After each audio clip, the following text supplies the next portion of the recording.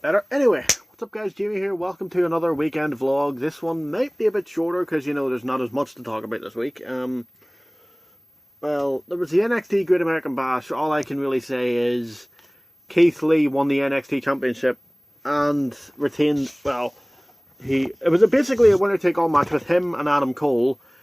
Winner would win the North American Championship and the NXT Championship. Adam was the NXT Champion, Keith was the North American Champion. Adam Cole was the NXT Champion because Keith Lee is now the NXT Champion. And again, as I said last week, if you haven't seen Keith Lee, go and look up. He is 340 pounds and he moves like a cruiserweight. The guy's ridiculous. Anyway, I can't remember anything else from... Oh yeah, there was a street fight with, who was it? Was it Tegan Knox and Candice LeRae? No, it wasn't Tegan Knox. It was Mia Yim, I think it was Mia Yim. Anyway, Candice won the match. It was a good match, and Johnny Gargano beat... God, who did Johnny Gargano beat? He had a match against... Who was he wrestling?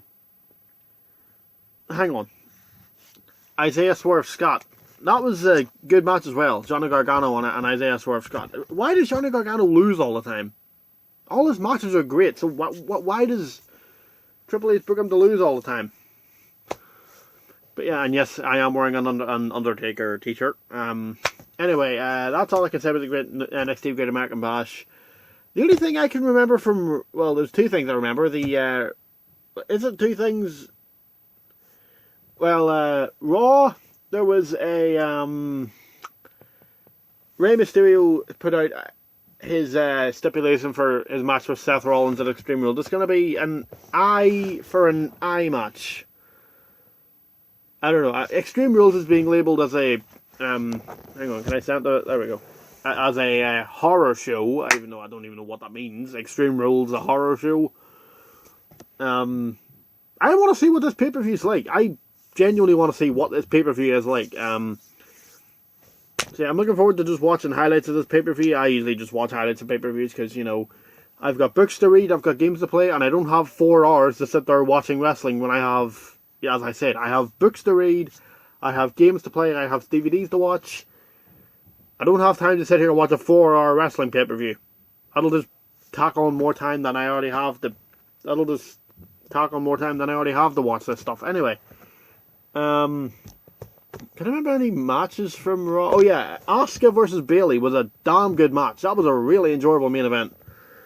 Yeah, I really enjoyed that match. Bayley is just really annoying. Like, she has good matches, but her promos are just insufferable. Sasha Banks' promos are more tolerable, but Bayley is just... Oh, she's insufferable. Anyway, Smackdown, I can't remember anything else other than... the woman. They have great talented wrestlers, and what do?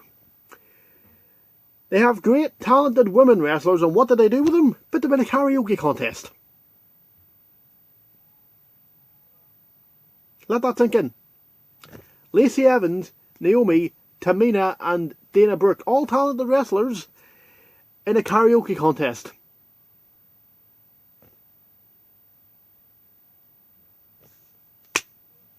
Need I say more? Whoever came up with that idea, please sack the guy. Whoever came up with that idea, just sack the guy on the spot. Seriously, whoever came up with that deserves to be sacked on the spot. And that's all I can remember from WWE this week. There's probably a couple other things from SmackDown that I missed, but yeah, the ending was a tag team title match. It ended in a DQ. Cesaro and Nakamura just put the New Day through a table. Yeah, it was a DQ finish and the heels beat up the faces after the match. You didn't really miss much. But yeah, moving on. What have I been playing the last 2 days? Well, these. I've been playing this a lot more today because I haven't played this at all today. I played it yesterday and at first I thought it wasn't too bad, but as I played it more yesterday, I started to realise maybe this is kind of terrible after all. It's not like a god-awful game, but it's not very good. I would still argue that it's okay, but meh. Controls aren't control. It's just the control. If the controls were faster and more fluent, then maybe it would be a bit more fun. But yeah, LSD Gamer, if you're watching this, you could go and watch. If you want, you can go and watch the first time playing this that I did yesterday. Yeah. Anyway, moving on. Don't really have much to say on that. It's not a very good game. This so far, pretty good game. First level didn't have too much trouble, but the second level, Venice. You have no idea how many times I died just trying to get past that level. Well, at first I made the mistake of saving when I didn't have much health, and I just did that again earlier, so I'll have to restart. What is it? Bartoli's Lair, is that his name? I can't even remember. I think Bartoli's Hideout. I'll have to start that level again. Thankfully, I wasn't too far into it. I was only the part where you have to pull a lever. I was only like at the part where, you know... Okay, the pistols are... I was only at the part where, you know, you break... Where, you know, you find... Hang on. Basically, you go into the lair. You jump onto this red like roof thing. You climb over that, backflip. You do some platforming. Then you find a hidden door which you have to jump off of like a red roof thing to get to. And then after that, it just gets kind of. And then after that part, I've been kind of frustrated. Like, this game so far is just mainly shooting enemies in the last 2 levels I played. And don't get me wrong, it's very fun. Although I still am somewhat getting used to the controls. I can play it alright. It's just getting used to these controls isn't easy. And if you save while you don't have much health, then you're pretty much screwed. So yeah, if you don't have very much health, don't save your game. I've already done that twice, stupidly, so yeah, but I do genuinely want to beat this. I don't know when I'll beat it, but I will. Because it's a pretty good game so far, and I don't know if I'll ever... I do genuinely want to move on to this game, but I don't want to play this. So, you know, I'll just watch a playthrough of Tomb Raider 3, and then I'll probably move on to playing Tomb Raider The Last Revelation. Because I've heard this is supposed to be a good game. And yes, as I said before, the complaints about this game are some of the most nitpicky and childish I've ever heard. Honestly, people who complain about this game. You may find it dull, whatever, but complaining that the inventory system sucks, which it doesn't. That there's no Croft Manor in the game, which, if you want to play a Croft Manor, why can't you just play Tomb Raider 1, 2 and 3? Know what I mean? Like, don't complain about Croft Manor. If it's in the other games, just go and play one of them. There's no point complaining. I just need to fix that camera, it's kind of annoying me. Anyway. And no, I don't have the original Tomb Raider, and the only 2 I need to complete the PS1 collection are Tomb Raider 1 and Tomb Raider Chronicles. But yeah, so far this is probably my favourite Tomb Raider game on the PS1. My favourite Tomb Raider game of all time is still Legend. Anniversary is probably 2nd. The 2013 one is 3rd, and Underworld is 4th. I would maybe put this 5th so far, because, you know, I'm only 3 levels in, so, yeah. This is probably last. No, this is probably 2nd last, because I was just confused all the time. And Angel of Darkness is by far the worst Tomb Raider game of all time. And anyone watching this, if you haven't played Angel of Darkness, just watch our review on it. Don't bother playing it. It is one of the worst games I've ever played.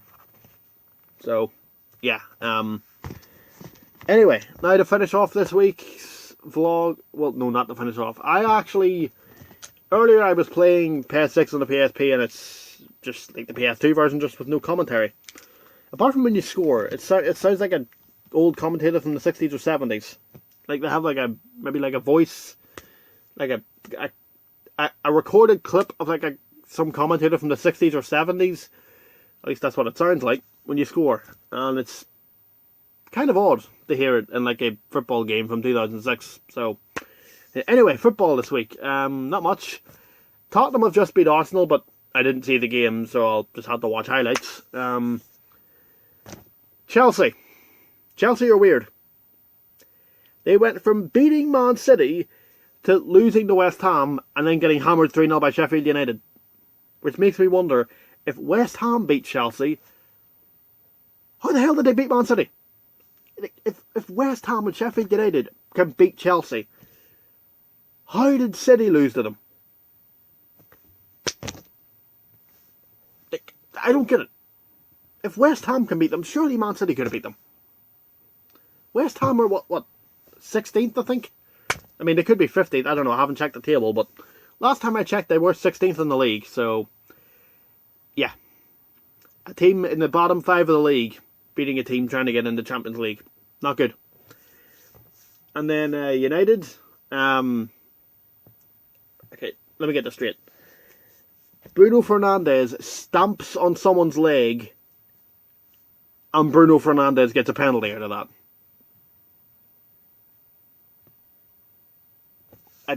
Man United have had 13 penalties this season. That might be the worst one. VAR reviewed it and still gave it. VAR does not make sense. Yeah, Liverpool drew with Burnley, but apparently there was an offside, but I wasn't too bothered. We have to win our last 3 games to beat Man City's record, and if we don't get the record, I won't be too bothered. I would love to get the record, but we've already won the league, so if we get the record, then that'll just be a bonus. I mean, it would be nice, but I'm not too bothered. I will happily take the league. I will happily take the league and nothing else. So, if we don't get the record, then I won't be too bothered. But I think that might be about it for this week. Can't really think of anything else to talk about. I've probably missed something else out. Oh yeah, this. I've played a bit of Tomb Raider 2 on this. I've got my save, as I said before, and I've played a bit of Crash 2 on it as well, so yeah. I don't know if I'll ever let's play these games, because, you know, the controls and, you know, they're not easy. But yeah, I do have a let's play of Tomb Raider Legend on 1 anniversary, which, once I finish my NHL 7 series and my my PES 2020 series, I might go back and finish that off, because, you know, I started it like maybe a year ago, 2 years ago, and got lazy finishing it, so, you know, I might go back and finish it, because it's Tomb Raider Anniversary is an amazing game. Somehow the worst selling Tomb Raider game of all time, but it's still amazing. And if you haven't played it, play it. I mean, I even have, hang on, this. Can I get it? Got it. The collector's edition, which actually comes with, I mean, yeah, that's just literally just a cardboard sleeve. I might actually try and get this replaced at some point. Anyway, yeah, this is, I think that's my dinner. Hang on, I'll see you guys later. Sorry guys, gotta get this done quickly because my dinner's here. This is literally just a collector's edition. Comes with the game, soundtrack, and DVD with a load of special features. It's pretty cool. It's pretty cool. Plus, yes, if you want me to eventually, once I get my other 2 series finished that I'm working on now, if you want me to just go back and do the final few episodes of this, then I will. But yeah, second favourite Tomb Raider game of all time. Anyway, yeah, sorry guys for the rushed ending, but yeah, I really gotta go. My dinner's here. Thanks for watching. Sorry that's a little bit shorter this week, but yeah, I'll see you guys next time.